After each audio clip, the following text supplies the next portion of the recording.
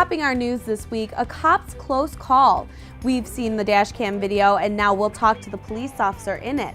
How Sergeant Jeffrey Bellamo is recovering from being shaken up after nearly getting killed by a distracted driver. Lindsay?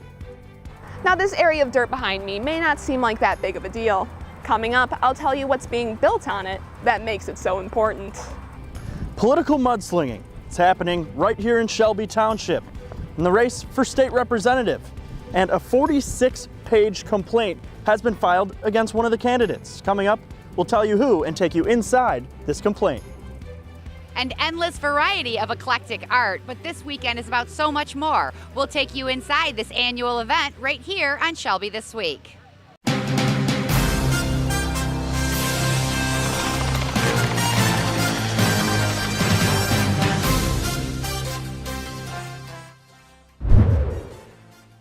Before we get to those stories, we're following breaking news from right here in Shelby Township. Anthony Iannotti, the man wanted in connection to the murder of a 62-year-old Warren woman, is now in police custody. The 34-year-old man was arrested after a suspected home invasion.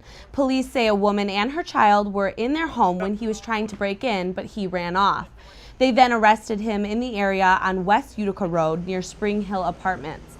We're continuing to follow this story as it unfolds, so head over to our Shelby TV Facebook page where we'll tell you more on the timeline of all of this and how police officers were able to identify him even after changing his appearance.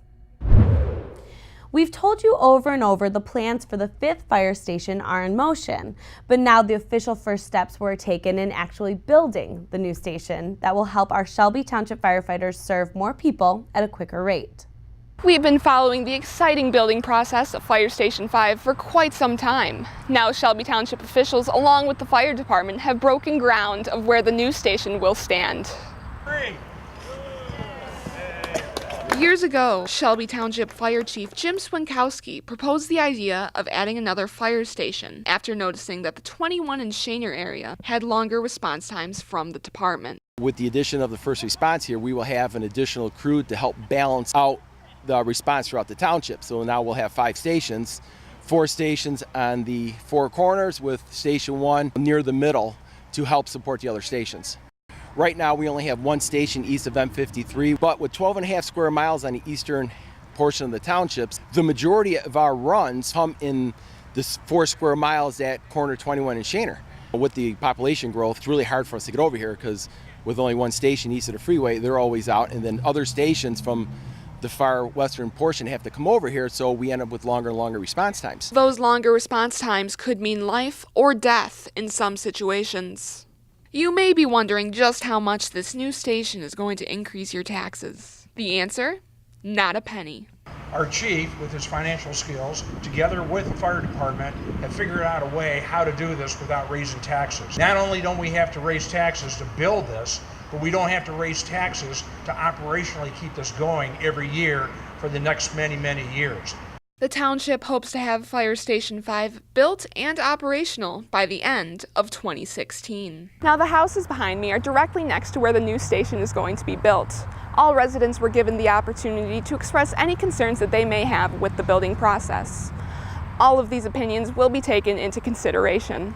For Shelby This Week, Lindsay Cameron. If you've turned on the TV in the last couple months, you've seen political bad-mouthing between presidential candidates on pretty much every channel. But would you expect the same thing in local politics? Our Nick Buckler is standing by with some interesting complaints made in the race for the state house.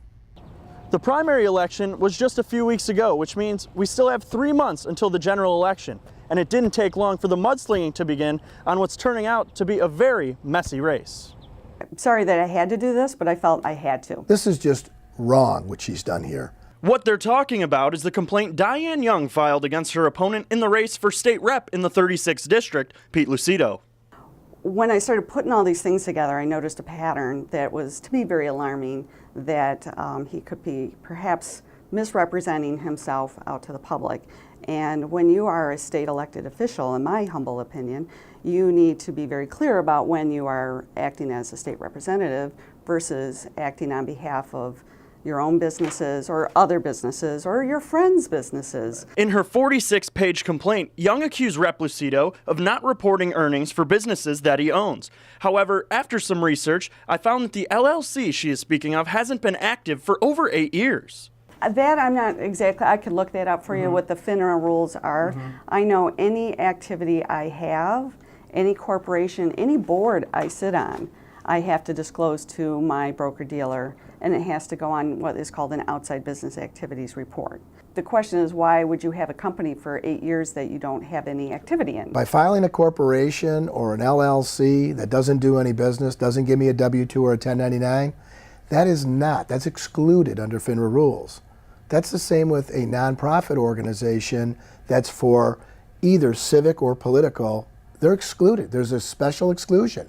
Another point in this complaint was buildings that Representative Lucido owns. I don't have clarification as to who pays for that rent on 26 Mile Road, if it's funded by taxpayer dollars, part of his office budget. That office is not paid for by taxpayers, not paid for by Lansing. It's actually an office where somebody who comes that has problems, instead of me meeting them in a coffee shop because the state gives us no money for separate facilities outside of Lansing, I meet with people that have DHS problems with their children, financial issues regarding subsidies of the state, where I don't want them in coffee shops giving information out that's private and privileged. The timing of this complaint is a bit ironic, as it was filed just 4 days after the primary election, which leads to the obvious question, was this just a political ploy to muster up some votes? I don't think it was. I took that very seriously, and I consulted several people on that. Had she asked the questions, which she didn't, because she needed to go ahead, skew the information to her political advantage, which is wrong. That's what makes our government smell when people have to do that. If it's not true, then good. I will apologize right off, but I already feel that I was right. If it's found that everything she states is unwarranted and irresponsible by not being able to give the whole side of the story and just give a story for political ambition, then I would like sanctions against her. I would like punishment. As for right now, the complaint has been sent to the SEC and FINRA, as well as the Michigan State House Ethics Committee, to be reviewed. And we may not know the outcome before the election, but we will keep you updated on any updates along the way. Nick Buckler, Shelby This Week. And at the end of the day, no matter what type of mudslinging is done, what matters is who you're voting for based on platforms and the candidates themselves. So we would like to help you with that. You can watch all of their Meet the Candidate interviews on shelbytv.org. And we'll also be talking to each candidate individually in the coming months on Shelby This Week's Political Corner. Not even the rain could keep people away from the annual Shelby Township Art Fair. Shelby TV's Stacy Sansatera shows us all the art, from the sculptures to the paintings, that brought residents and people from all over Macomb County to Shelby's municipal grounds. Food, a little fun at our police chief's expense.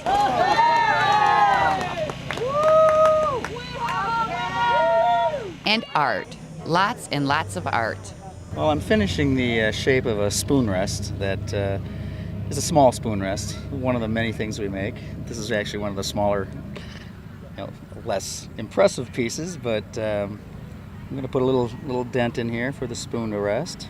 And this is just a small sampling because the 33rd annual Shelby Township Art Fair offered something for everyone. We have a bunch of families coming here enjoying the beautiful day. And this event is a huge effort by our Parks and Recreation Department. We put a lot of time into it at the Shelby Township Parks and Rec Department. Pam Marshall from our office does a wonderful job, along with our Art Fair Committee. Without them, it wouldn't happen. We also have our grounds department, having the grounds looking beautiful. So it's a complete team effort, and it's something we're really proud to have here in Shelby Township. This has been a great fair every single year. I love the entertainment. They have definitely dedicated a lot to the children, and it's been all around a good fair. Music set the tone for an afternoon of exploring.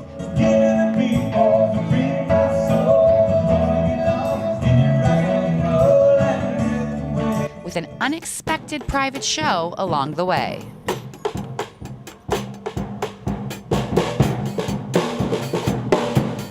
Another huge success presented by the Shelby Township Art Fair Committee. and they're already looking toward next year. For more information, contact Pam at 731-0300. For Shelby This Week, I'm Stacy Sansatera. Millennials are struggling to find entry-level jobs, according to a new Gallup survey. And here's the surprising part. Businesses say they need to fill entry-level positions, but they're not getting quality applicants. Charlie Cadotto brings us more on the future of entry-level positions. Kelly, Michigan's unemployment rate now hovers between 5 and 6%. No question, that's much better than it was before. But what about the jobs? Are entry-level positions still what they used to be? Denise Mansfield is a networker. She runs a Facebook group called the Macomb Community Resource and Networking Group. She knows a lot of people and a lot of business owners. We want it to be a resource opportunity for people in the community. So people ask Denise all the time, do you know of any open jobs? She posts them on the Facebook group and says most of them are usually entry level. To me, entry level means that maybe you don't have any knowledge or experience in that specific task. But that doesn't mean that you haven't done customer service in a lot of different avenues. According to Crane's Detroit Business, Metro Detroit is approaching a labor shortage. That means a tightening labor market will likely soon increase entry-level wages. Experts say the problem is companies are asking for too much. They want specific experience, specific certifications, specifics that entry-level employees likely don't have. And I know that ads say they're looking for a specific someone. Have a great resume. Make your follow-up phone calls, and then kill it on the interview. And I think that sometimes that weighs out that 2 years experience or that 5 years experience. Denise is planning to open an insurance business by September, and she needs to start hiring entry-level employees too. So to those looking for a job, even if they have little experience, Denise has this advice. So you need to spin what you've done in the past to make it work for what you're looking for now. Reporting for Shelby This Week, I'm Charlie Cadotto.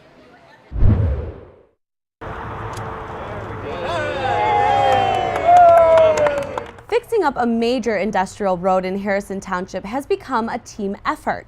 The county's Department of Roads, the Planning and Economic Development teams, and MDOT all working together to improve the condition of Executive Drive, which runs parallel to East Edsel Ford Freeway.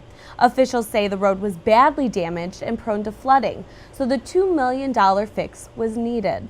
Here we decided to work with MDOT to say, hey, there's an incredible opportunity for us to create a better opportunity for economic development in Macomb County, Harrison Township in particular, by fixing this road over here, Executive Drive, which is close to the freeway. And so they worked with us. They come to the realization with all the statewide projects that, yes, this is sorely needed. It does have an economic impact. It's good for the state, not just Macomb County. They invested along with us in that partnership to help us, if you will, redo the entire roadway here. Some of those improvements included repairs to the sewage drains and repavement.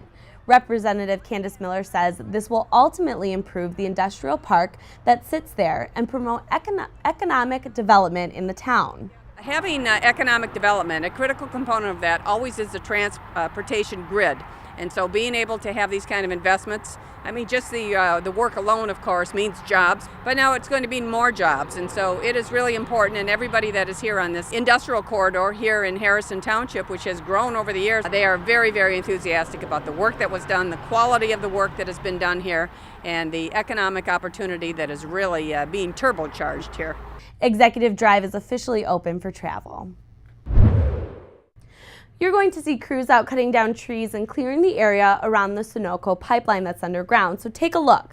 The pipeline runs southwest to northeast underground, all the way from 24, crossing 25 Mile, past the Van Dyke Freeway. They're doing similar work to what they did a few years ago, so that's cleaning out the line, the easement, and clearing out the vegetation that's getting in the way of the pipeline. So you will see crews out there for some maintenance work. Residents around the area have been contacted and they know. We told you last week about a Shelby police officer who's just feet away from getting hit and killed during a routine traffic stop. He's now talking about the accident that was caused by a distracted driver. Sergeant Jeffrey Bellamo had stopped a woman for cutting him off on Hall Road near Shaner. He was going to use his PA system to tell her to get off Hall Road, but he couldn't get to it. Sergeant Bellamo decided to walk around to her passenger side when a car going 45 miles per hour sped past him on the shoulder, almost hitting him. Before I even could react, the car was basically halfway through me. I kind of thought to myself, did this just happen? Another officer was around the corner, so he pulled over the distracted driver, who had just come from the hospital with his newborn baby in the back seat. The driver cried, saying he didn't realize what had happened, which was the last thing Sergeant Bellamo expected. He was crying. He was remorseful for what he did. He was a new father, checking on his new infant in the back seat. He stated that they just left the hospital. I was at a 10 and I had to go back down to like a 1 or 2 because this was not what I was expecting on the second stop. I thought it was going to be a drunk driver or somebody that just was, out of control. The situation obviously shook him up like it would anyone else, so why would he want to release the dash cam video? For one, it focuses on distracted driving and how dangerous this could be. It could have ruined 2 families here, mine and the driver of the vehicle, who he doesn't want to have that laying on his conscience. And number 2, even in Shelby Township, it shows, police officers in Shelby Township are out there every day. They're putting their lives on the line every day and night for this community. When everything you do, you're trying to do right, it can all go wrong at the snap of a finger. Sergeant Bellamo says he's not going to change how he serves our community or live in fear from what happened.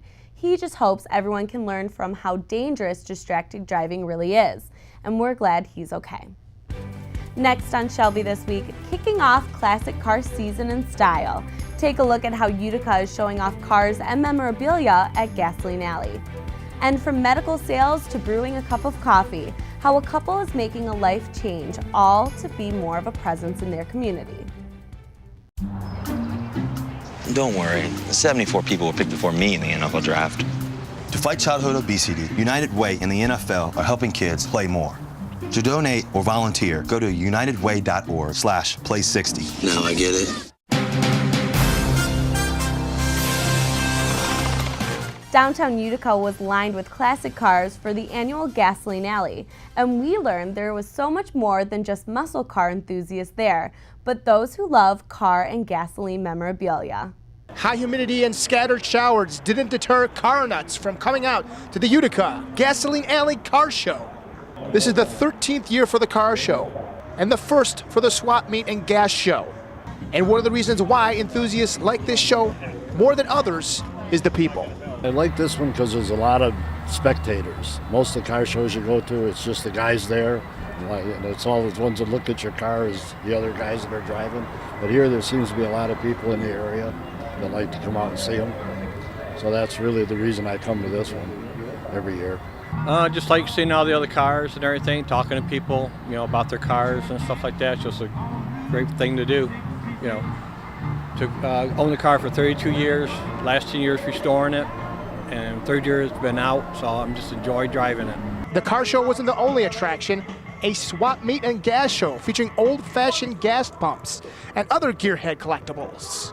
And if you strike up a conversation here, you won't be able to get a car nut to stop talking about their car. 1969 Pontiac GTO, 400 block, 400 turbo trans. It's 90% original, other than little modifications to the engine, transmission. 1930 LaSalle. This is a convertible coupe with a rumble seat. I got the rumble seat closed because it's sprinkling a little bit. But General Motors made LaSalle's from 1927 to 1940. They were looking for a car between Buick and Cadillac. A lot of people call it a baby Cadillac, but it really was its own entity. They had their own designers and their own production line. Just, pretty much I've always liked cars. I like working on them. But I like seeing just a lot of different, it's a whole bunch of different cars out here. And all of them are beautiful and sound nice, not like the cars today.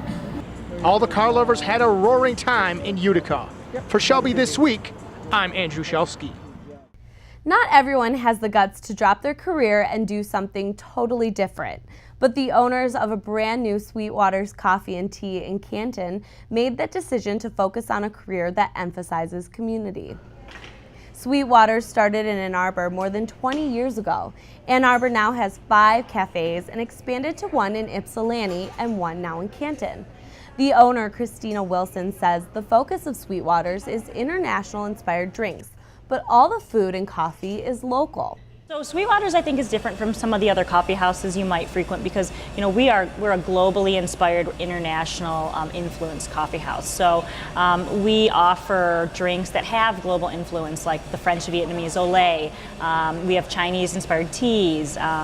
So we like to pride ourselves in having more options than just, you know, your traditional lattes or coffees. You know, we get all of our pastries from local bakeries. We source from Tasty, Avalon, Crust, Sweets 220. So these come in every single day. You know, we're not pulling them out of a box. And what she wasn't kidding about was how fresh the food is.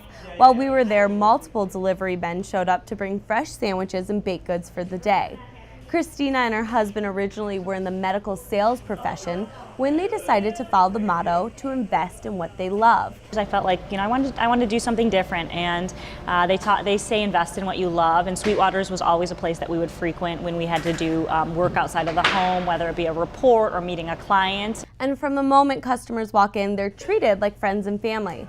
Christina and her husband say they hope their small business becomes a strong part of the Canton community.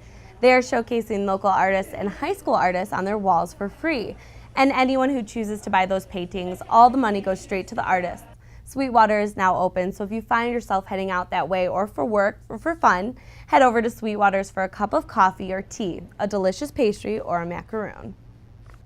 And still ahead on Shelby this week, getting in the game. Football season is right around the corner, and Shelby TV has you covered. We'll tell you all about a brand new sports show our department is bringing you that will keep you updated with the latest games and will take you behind the scenes with the coaches and players. And raising money for education.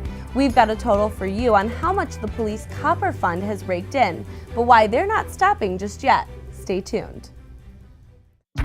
People think I'm trash, but they're wrong. Today I'm just an aluminum can, but one day I could be a stadium.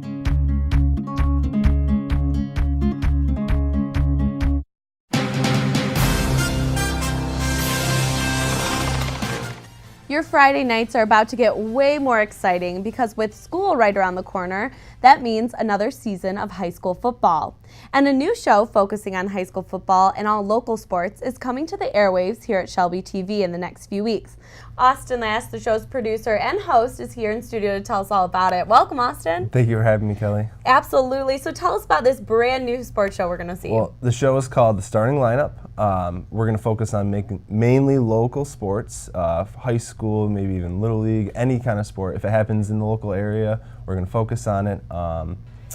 A lot of high school football, and then as we get in the winter, we'll do basketball, wrestling, swimming, any sport that happens. So we're excited. Sounds like fun. Yes. Are we going to have any special guests in studio? Yeah, we're going to try to get a special guest every week to come in the studio, whether it's a coach of a team in the area or if it's a player, anyone involved in sports. And the most important part for anyone who's interested, when is this going to air? We hope to be off the ground in the next 2 weeks, right before the high school football season starts. We'd like to do a little season preview show, so look forward to us in the next couple weeks. Wonderful. And the starting lineup, we will have all of the information on our Shelby TV Facebook page and on shelbytv.org. Thanks for coming, Austin. Thank you. Shelby Township Police have spent the past couple months raising money for a new vehicle and trailer, and their efforts have paid off. Detective Leslie Heisler set out to raise $5,000 for the Copper Fund. The money is used to support police outreach and education initiatives. And the grand total is $9,000. But that doesn't mean the fundraising is over. The fund will be ongoing. Continuous unendowed fund through the Shelby Community Foundation. So the money that we don't use for the trailer and the vehicle, we will use for ongoing programs like Citizens Police Academy, Youth Police Academy, Safety Town, all of the outreach events that we do throughout the year. The way that this community comes together to support us, it leaves me speechless daily. They plan to use the trailer for residents to interact with at community events and township functions to help educate no matter how young or old. The end of summer was marked with the annual Senior Center picnic at Riverbends Park. They have Janice Stone. Janice, where are you? The Senior Center staff put the whole picnic together, along with the help of the Parks and Recreation Department and the Senior Designer Group. This year's theme was an old-fashioned country hoedown. The Shelby Nursing Center helped put it on, and Vincent Joe's supplied the meals along with their famous gelato cart, which of course had the longest line. Along with live music and good food, the seniors also enjoyed lots of raffles and prizes and bingo. That'll be it for us here at Shelby this week. You can watch us all the time on shelbytv.org and on our Facebook page. For this week, we'll leave you now with more music and fun from the Senior Center's picnic. Thanks for watching.